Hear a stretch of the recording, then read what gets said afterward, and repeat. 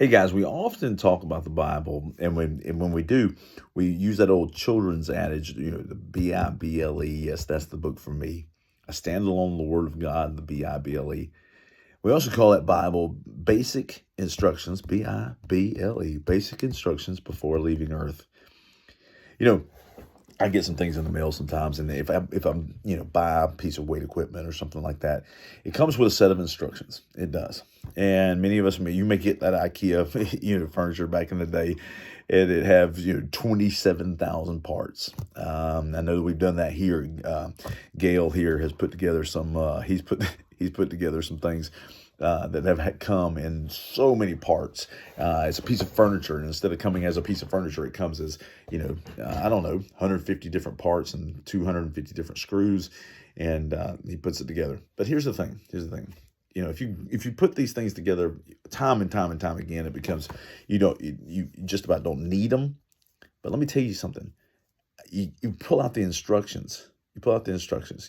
It's the first time you've seen this thing. You pull out these instructions and you know them. You know them. Now, again, if you do it over and over again, you're putting the instructions in your heart. That's why David said, "I hide thy word in my heart that I might not sin against you."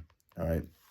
But the Bible is the instruction book. We need to be in the instruction book because there are so many different things that we're building in our lives that we need to be in the Word for. It's not just one particular thing. It's many, many things that we are holding true and holding strong and believing.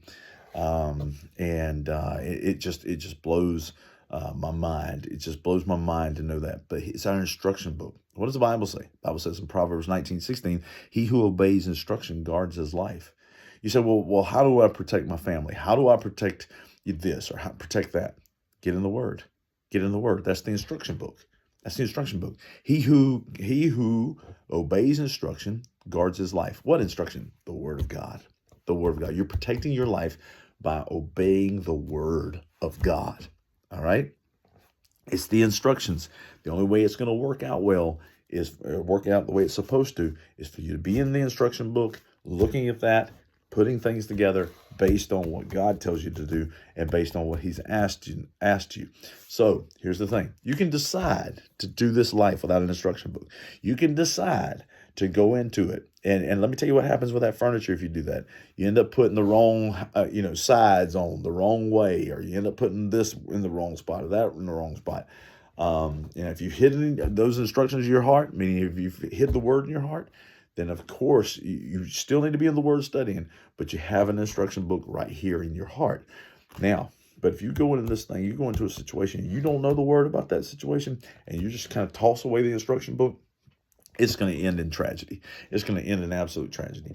Get in the instructions, get in the instructions of the Word of God, and Proverbs 19:16, he who obeys that instruction guards his very life. Okay?